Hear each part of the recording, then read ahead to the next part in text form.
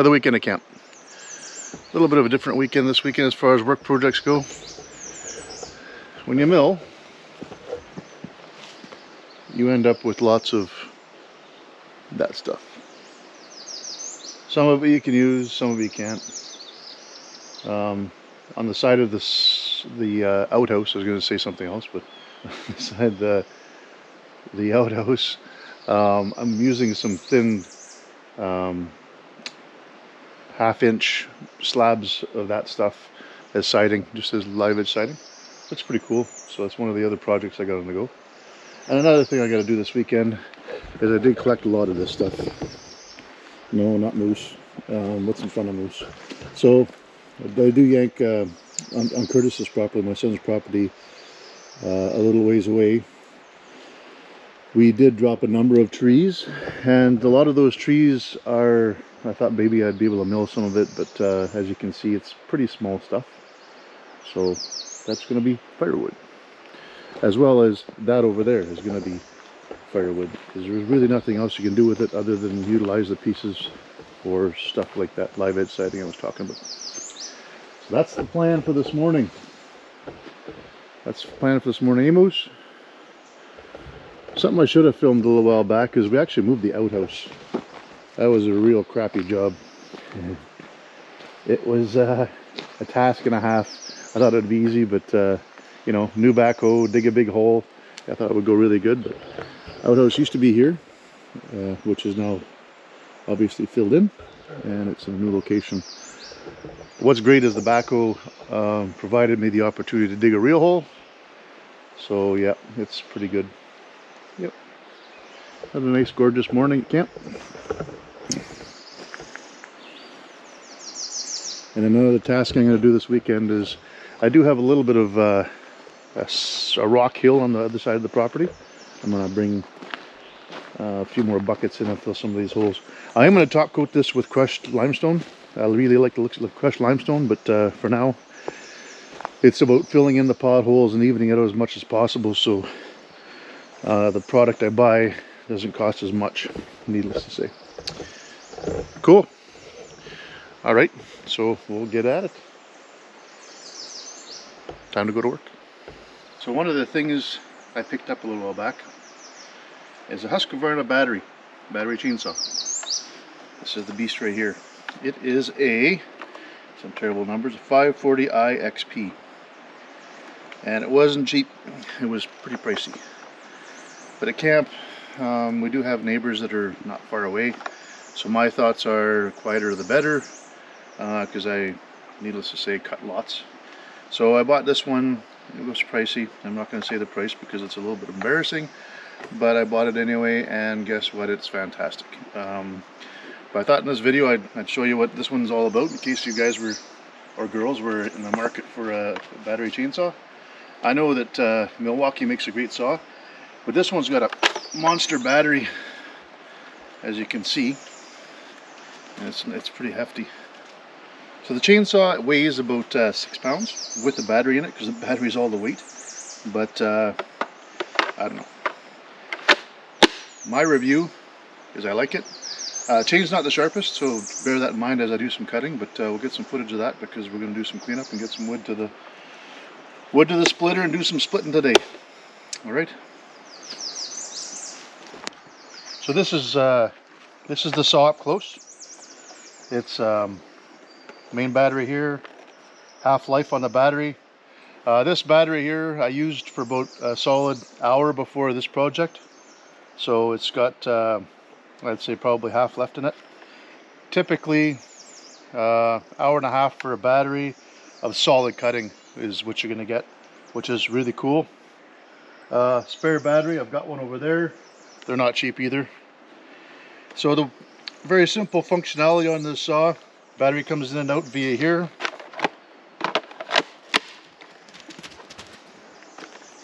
Chain tightening here. On-off switch right here. There, it's on. It's telling you the chain brake is on right now. Chain brake off. Chain brake on. This is an eco mode, so it actually runs the chain at I'd say a 3/4 RPM rather than full RPM. I don't know what those actually are, the numbers, but when you turn it on, you get that little symbol there that tells you on eco mode. It's supposed to give you more battery life. I like cutting full RPM, especially the stuff around here. On off, yeah. Really good little beast, the 540i XP Husky. Not cheap, but if you're looking to cut down on noise and a little bit of weight and gas consumption, so it paid for itself right there. One fill up of this thing would have been $7,000, so we saved all kinds of money. It was worth every cent. Gotcha. Anyways, back at her. What a friend. Hey, where's Lewis? Where's Lewis when I need him?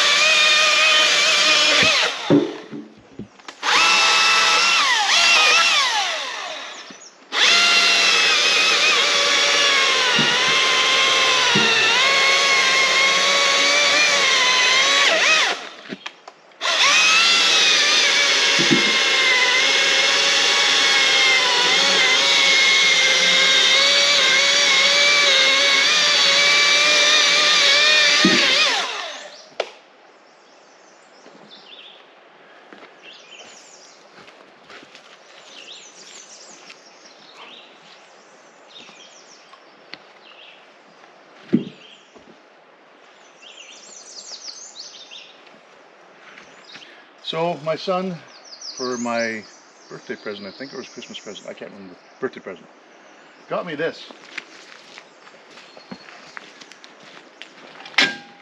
It's a universal coal pin chainsaw holder, but it's more made for a four-wheeler than it is for a tractor.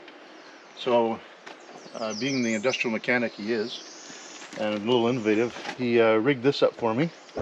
So I got a bracket with some nice tubing here to stop the metal from touching the nice orange paint, and set it up very nicely. It's not moving. We actually put a little indicator here to see if this bracket will move up and down because it's on a bit of an angle. But so far it's awesome. So this is how I actually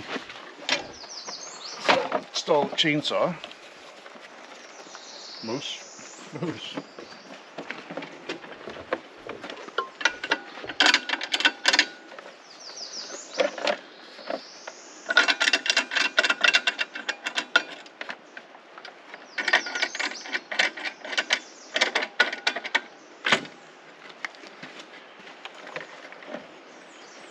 And it even works with a plastic holder on it.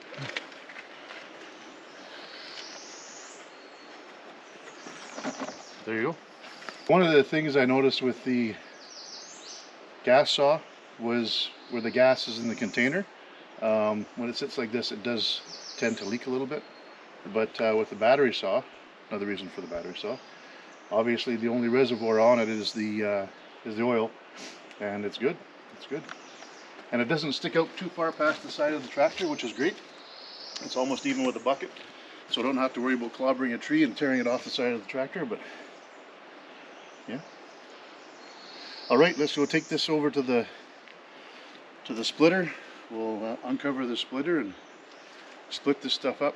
That's and I know I talk about the Kubota lots, but waist height and not having to bend over. You know, like maybe I should bend over a little more often because I could afford to lose a few pounds, but What's really nice is when you load up the bucket with stuff, including cement bags and all that good stuff, you can keep it at a waist height, so when you're working, you're actually doing this rather than going up and down all the time. So, yeah, I don't know. Worth every cent. Should have bought it 15 years ago.